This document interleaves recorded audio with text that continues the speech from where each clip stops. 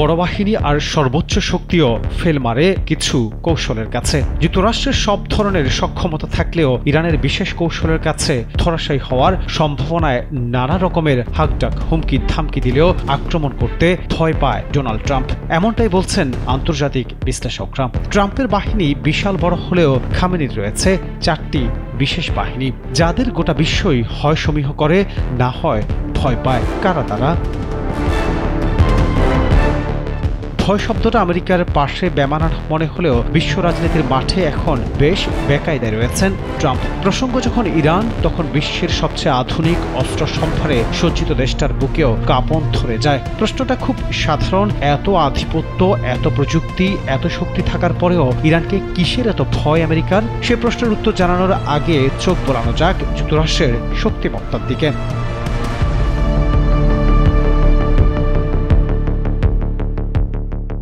আমেরিকার আছে 11টি aircraft carrier, যার এক একটা ছোট দেশের সমান যুদ্ধ ক্ষমতা রাখে। পারমাণবিক অস্ত্র আছে 5200, যার মধ্যে অন্তত 1700 অ্যাক্টিভ ও প্রস্তুত অবস্থায় আছে। যুদ্ধ বিমানের সংখ্যা 13,000-এর বেশি, এর মধ্যে রয়েছে F-35, F-22, B-2 বম্বার্সের মতো স্ট্রেলথ প্রযুক্তি সম্পন্ন বিমান। যুক্তরাষ্ট্রের 80টির বেশি পারমাণবিক সাবমেরিন, 750টিরও বেশি ঘাঁটি ছড়িয়ে আছে সারা বিশ্ব জুড়ে। এটি নিঃসন্দেহে ইতিহাসের সবচেয়ে শক্তিশালী সামরিক ব্যবস্থা। অন্যদিকে ইরান যার নেই একটি মাত্র এয়ারক্রাফট ক্যারিয়ারও, যার যুদ্ধবিমান সংখ্যা 500-এর মতো, যার বেশিরভাগই 1980-র দশকের পুরনো মডেল। তাদের সাবমেরিন কম, আধুনিক যুদ্ধজাহাজও সীমিত, পারমাণবিক অস্ত্র নেই, যদিও ইউরেনিয়াম সমৃদ্ধ করছে। কাগজ কলমে এই তুলনা এক পেশে দেখালেও বাস্তবতা কিন্তু অনেক বেশি কৌতূহল জাগানো। ইরান সরাসরি যুদ্ধের জায়গায় প্রতিযোগিতা করে না, বরং তারা যুদ্ধে নামে অ্যাসিমেট্রিক ওয়ারফেয়ার, অর্থাৎ অসম যুদ্ধ কৌশলে। তারা জানে যুক্তরাষ্ট্রের মতো প্রযুক্তিগত ও অর্থনৈতিক শক্তির সঙ্গে লড়াই করা যাবে না। তাই ইরান নিজের যুদ্ধ ছড়িয়ে দিয়েছে অঞ্চল জুড়ে প্রক্সি যুদ্ধের মাধ্যমে। হিজবুল্লাহ, হামাস, ইয়েমেনের হুতি, ইরাকের শিয়া মিলিশিয়া, এরা কেউই অফিসিয়াল ইরানের সেনাবাহিনী নয়, কিন্তু যুদ্ধের সময় এই 4 বাহিনীর সবাই ইরানের হয়ে মরণপণ লড়ে যায়। যুক্তরাষ্ট্র একটার মাথা কেটে দিলে আরেকটা মাথা গজায়। এই ছায়াযুদ্ধ ইরানকে জিতিয়ে দেয়, যেখানে অস্ত্র নয় কৌশলে মুখ্য। এরপর আসে হরমুজ প্রণালী। বিশ্বের তেলের 20% যেখান দিয়ে যায়, ইরান চাইলে মাত্র কয়েক ঘন্টার জন্য এই পথ আটকে দিয়ে পুরো বিশ্ব অর্থনীতিকে কাঁপিয়ে দিতে পারে। সৌদি আরব, জাপান, ভারত সবাই এই রুটে নির্ভরশীল। যুক্তরাষ্ট্র জানে হরমুজ প্রণালীর উপর ইরানের প্রভাব বিশ্ববাজারে দাম বাড়িয়ে দিতে পারে, যার প্রভাব পড়বে সরাসরি আমেরিকানদের দৈনন্দিন জীবনে। তবে ভয় এখানেই শেষ নয়। ইরান এখন আর শুধু ছায়াযুদ্ধে থেমে নেই, তারা এখন শক্তিশালী সাইবার বাহিনী গড়ে তুলেছে।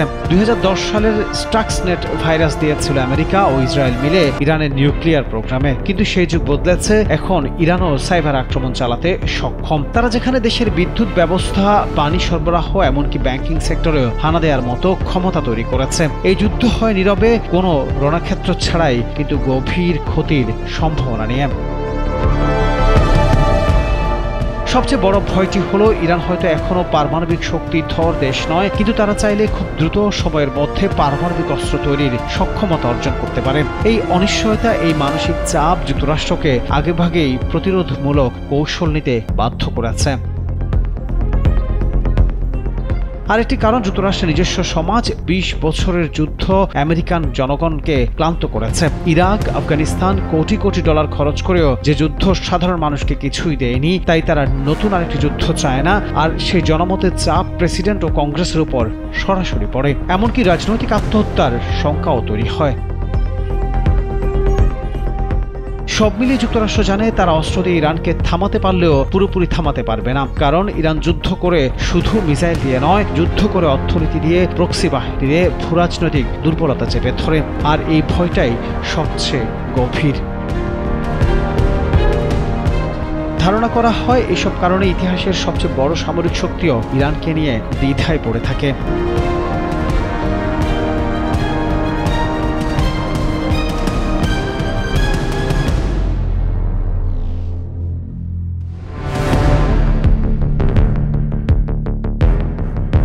এবার অনেকটা সরাসরি যুক্তরাষ্ট্রকে হুমকি দিয়ে রাখল সৌদি আরব। ইরানে আক্রমণ হলে কোনো ধরনের ছাড় দেওয়া হবে না বলে সাফ জানিয়ে দিয়েছে দেশটি। আর সৌদির এই হুমকি বেশ খানিকটা কাবু করেছে ট্রাম্প প্রশাসনকে, কেননা ইরানের বিরুদ্ধে যে কোনো আক্রমণে সৌদি আরবকেই প্রয়োজন পড়বে যুক্তরাষ্ট্রের।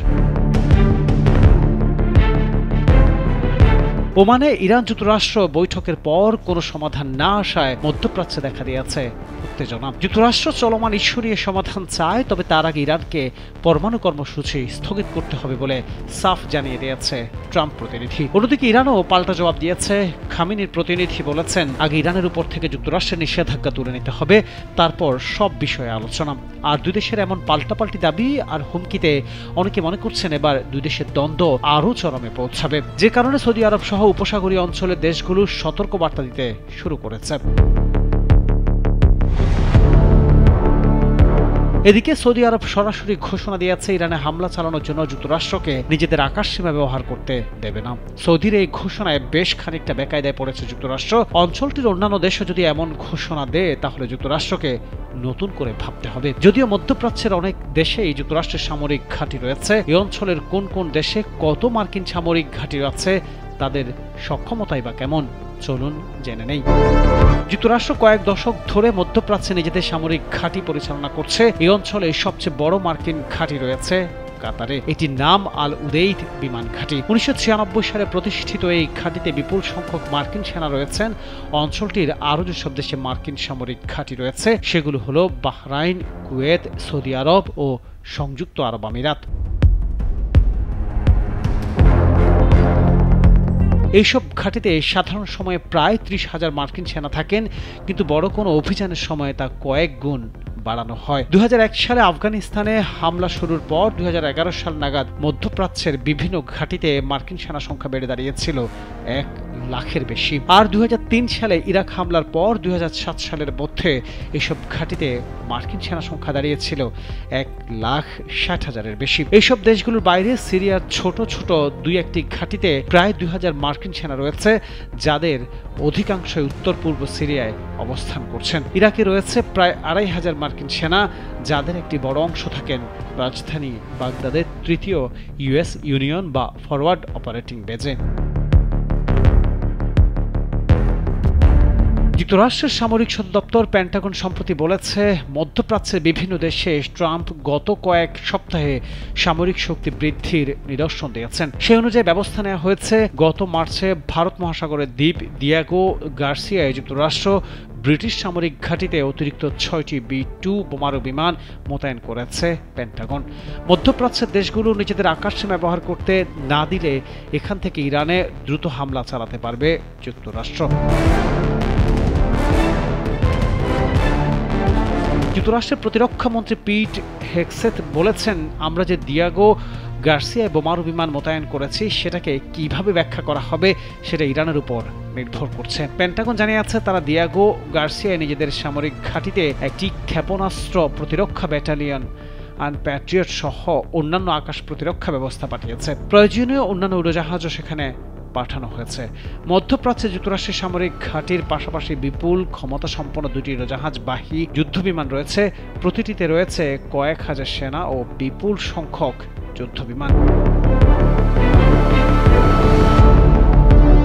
সুনির্দিষ্ট কোনো কারণ নয়, বরং বিভিন্ন একাধিক কারণে মধ্যপ্রাচ্যে বিভিন্ন দেশে সেনা মোতায়েন রেখেছে যুক্তরাষ্ট্র। ইরাকের মতো কিছু দেশে ইসলামিক স্টেট বা IS এবং স্থানীয় সশস্ত্র গোষ্ঠীগুলোর বিরুদ্ধে লড়াই করছে যুক্তরাষ্ট্রের সেনারা। কিন্তু গত কয়েক বছরে সেখানে অবস্থানকারী মার্কিন সেনাদের লক্ষ্য করে ইরানের সমর্থনপুষ্ট সেনারা হামলা চালিয়েছে। ফলে তাদের উপরও পাল্টা হামলা চালিয়েছে মার্কিন সেনারা। অঞ্চলটিতে যুক্তরাষ্ট্রের গুরুত্বপূর্ণ মিত্র জর্ডানে কয়েকশো মার্কিন প্রশিক্ষক অবস্থান করছেন।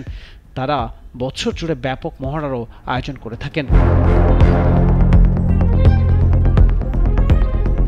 কাতার ও আরব আমিরাতে মূলত দেশ দুটির নিরাপত্তা নিশ্চিত করার জন্য মার্কিন সেনা রাখা হয়েছে, আর দেশ দুটি সেনাদের প্রশিক্ষণ দেন। দেশ দুটিতে মার্কিন সেনা রাখার আরেকটি উদ্দেশ্য হল অঞ্চলটি সামরিক কোনো অভিযানের প্রয়োজন হলে তাদের সহায়তা নিতে পারে। ট্রাম্প গত মাসে ইয়েমেনের হুতিদের উপরও বড় ধরনের বিমান হামলা চালিয়েছে। এইসব বোমা হামলায় ব্যবহৃত যুদ্ধ বিমানগুলো মধ্যপ্রাচ্যে বিভিন্ন ঘাঁটি থেকে উড্ডয়ন করেছে। তবে কোন কোন দেশ থেকে এইসব উড়োজাহাজ উড্ডয়ন করেছে তা প্রকাশ করা হয়নি। তবে এবার যদি মধ্যপ্রাচ্যের দেশগুলো তাদের আকাশসীমা ব্যবহার করতে না দেয় তাহলে বড় বিপদেই পড়বে যুক্তরাষ্ট্র। ডেস্ক রিপোর্ট, নাগরিক।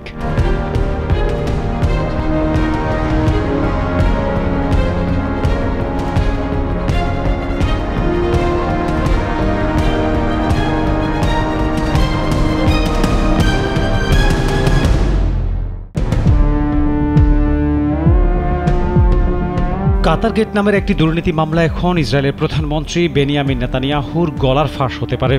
বিশ্লেষকরা মনে করছেন এবার নেতানিয়াহুকে বড় ধরনের বিপদে পড়তে হবে এবং শাস্তির আওতায়ও আসতে হবে। নেতানিয়াহু নিজেই বুঝেছেন তিনি এই দুর্নীতি মামলায় ফেঁসে যেতে পারেন, যে কারণে তড়িঘড়ি করে এই মামলার তদন্তকারী কর্মকর্তার দেশটির গোয়েন্দা বিভাগের প্রধান রোনেন বারকে বরখাস্ত করেন। আর এই ঘটনার পরেই প্রশ্ন তৈরি হয়েছে, ইসরায়েলের প্রধানমন্ত্রী কি দেশের অভ্যন্তরীণ গোয়েন্দা সংস্থার প্রধানকে বরখাস্ত করতে পারেন? এই প্রশ্নে 8 এপ্রিল ইসরায়েলের সর্বোচ্চ আদালত শুনানি করে প্রধানমন্ত্রী বেনিয়ামিন নেতানিয়াহুর ইসরায়েলের গোয়েন্দা সংস্থা শিন বেত এর প্রধান রোনেন বারকে বরখাস্ত করেন। তবে সুপ্রিম কোর্ট সে সিদ্ধান্ত 20 এপ্রিল পর্যন্ত স্থগিত রেখেছেন। ইসরায়েলের আদালত বলেছেন এই সময়ের মধ্যে সরকারকে দেশের স্বাধীন অ্যাটর্নি জেনারেলের সঙ্গে সমঝোতায় পৌঁছাতে হবে। অন্যদিকে অ্যাটর্নি জেনারেল বারকে বরখাস্তের বিরোধিতা করেছেন, কারণ তিনি মনে করেন এই বরখাস্তের ঘটনার সঙ্গে নেতানিয়াহুর স্বার্থের সংঘাত আছে। এটা সাধারণত এক ধরনের সাংবিধানিক সংকট তৈরি করতে পারে, কারণ নেতানিয়াহু ইতিমধ্যে ইঙ্গিত দিয়েছেন আদালতের বিরূপ রায় হলেও তিনি তা মানবেন না। তবে পরিস্থিতি একটু জটিল, কারণ 2023 সালের 7 অক্টোবর হামাসের হামলা সম্পর্কে শিন বেত আগে থেকে কোনো সতর্কতা দিতে না পারায় বারকে বরখাস্ত করার যৌক্তিকতা আছে। বার নিজেও তার ব্যর্থতা স্বীকার করেছেন এবং পুরো ঘটনায় তদন্তের জন্য একটি রাষ্ট্রীয় তদন্ত কমিশন গঠনের দাবি তুলেছেন। কিন্তু নেতানিয়াহু নিজে যাতে দায়ী না হন সেজন্য তিনি এই তদন্ত কমিশনের বিরোধিতা করেছেন। এছাড়াও রোনেন বার অভিযোগ করেছেন নেতানিয়াহু তাকে চাপ দিয়েছিলেন যেন আদালত তার সাক্ষ্য গ্রহণের তারিখ পিছিয়ে দেন। তাই একদিকে যেমন বারকে বরখাস্ত করার কিছু যৌক্তিক কারণ আছে, অন্যদিকে আছে স্বার্থের সংঘাতের প্রশ্ন। সবচেয়ে বড় বিতর্কিত বিষয় হলো কাতার গেট নামের একটি দুর্নীতির ঘটনা, যেটির তদন্ত করেছিলেন রোনেন বার। এই মামলায় নেতানিয়াহুর ঘনিষ্ঠ কিছু সহযোগীর বিরুদ্ধে ঘুষ নেয়া ও গোপন তথ্য ফাঁস করার অভিযোগ আছে। আর এই তদন্ত শুরুর পরপরই নেতানিয়াহু বারকে বরখাস্তের সিদ্ধান্ত নেন। সংক্ষেপে কাতার গেট মামলার মূল বিষয় হলো নেতানিয়াহুর 2 ব্যক্তিগত সহযোগী ইয়োনাতান উরিখ ও এলি ফ্যান্ডস্টেইন কাতারের কাছ থেকে ঘুষ নিয়েছেন বলে সন্দেহ করা হচ্ছে। তারা নাকি ইসরায়েলি মিডিয়ায় এমন কিছু বিবৃতি ফাঁস করতেন যা কাতারের ভাবমূর্তি উজ্জ্বল করে। আরেক সহযোগী যিনি এখন সার্বিয়ায় চলে গেছেন তাকেও জিজ্ঞাসাবাদের জন্য খোঁজা হচ্ছে। জেরুজালেম পোস্টের প্রধান সম্পাদক এই মামলায় মধ্যস্থতাকারী হিসেবে সন্দেহভাজন। এছাড়া এক ব্যবসায়ী স্বীকার করেছেন তিনি আমেরিকার একজন কাতারি লবিস্টের কাছ থেকে টাকা নিয়ে ফ্যান্ডস্টেইনের হাতে দিয়েছেন। প্রধানমন্ত্রীর অফিস থেকে যেসব তথ্য ফাঁস হয় অনেক সময় তা নেতানিয়াহুর পক্ষ থেকে ফাঁস হয় বলে ধারণা করা হয়, কারণ অতীতেও তিনি রাজনৈতিক প্রতিদ্বন্দ্বীদের ক্ষতিগ্রস্ত করতে গোপন তথ্য ফাঁস করেছেন। যদিও এই কাতার গেট বিষয়ে নেতানিয়াহু সরাসরি জড়িত ছিলেন এমন প্রমাণ নেই, তবে তিনি স্বীকার করেছেন তার নির্দেশেই উরিখের মাধ্যমে কিছু তথ্য ফাঁস হয়েছিল। তবে ইসরায়েলে কাতারের টাকার অর্থ ভিন্ন। 2018 সাল থেকে নেতানিয়াহু সরকারের স্পষ্ট অনুমোদনে কাতার সরকার গাজার হামাস শাসনকে টিকিয়ে রাখার জন্য প্রতি মাসে $30 মিলিয়ন পাঠাত। এই অর্থ সুটকেসে করে আনা হতো যাতে যুক্তরাষ্ট্রের সন্ত্রাস বিরোধী নিষেধাজ্ঞা এড়িয়ে যাওয়া যায়। এইসব টাকা সরকারি কর্মচারীদের বেতন ও সামাজিক কল্যাণ ভাতা দিতে ব্যবহৃত হতো। এদিকে অভিযুক্ত ব্যক্তিদের আইনজীবীরা এইসব অভিযোগের বিষয়ে সরাসরি কোনো মন্তব্য করেননি, তবে তারা জোর দিয়ে বলেছেন কাতার কোনো শত্রু রাষ্ট্র নয়, অর্থাৎ এতে বিশ্বাসঘাতকতার কোনো প্রশ্ন আসে না। তারা এটাও উল্লেখ করেন ইসরায়েলের আইনে শুধু সরকারি কর্মচারীরাই ঘুষ নেয়ার অভিযোগে অভিযুক্ত হতে পারেন, আর প্রধানমন্ত্রী নেতানিয়াহুর ব্যক্তিগত সহযোগীরা আইনত সরকারি কর্মচারী নন। তারা এটাও যুক্তি হিসেবে আনতে পারেন ইসরায়েলি গণমাধ্যমও এই গোপন তথ্যগুলো নির্দ্বিধায় ছাপিয়ে সমানভাবে দায়ী। এখন দুই পক্ষ স্পষ্টভাবে মুখোমুখি। বিচারমন্ত্রী ইয়ারিভ লেভিন বলেছেন, নেতানিয়াহুর সরকার মিলিয়ন মিলিয়ন মানুষের অধিকার রক্ষা করছে, যাদের গণতান্ত্রিকভাবে ব্যালট বাক্সে দেয়া সিদ্ধান্ত কিছু অহংকারী ও বাস্তব বিচ্ছিন্ন বিচারকেরা কেড়ে নিতে চাইছেন। অথচ জনমত জরিপ বলছে 63% ইসরায়েলি দেশের গণতন্ত্রের ভবিষ্যৎ নিয়ে উদ্বিগ্ন এবং তারা সুপ্রিম কোর্ট, অ্যাটর্নি জেনারেল ও শিন বেতকে নেতানিয়াহুর সরকারের চেয়ে দ্বিগুণ বেশি বিশ্বাস করে।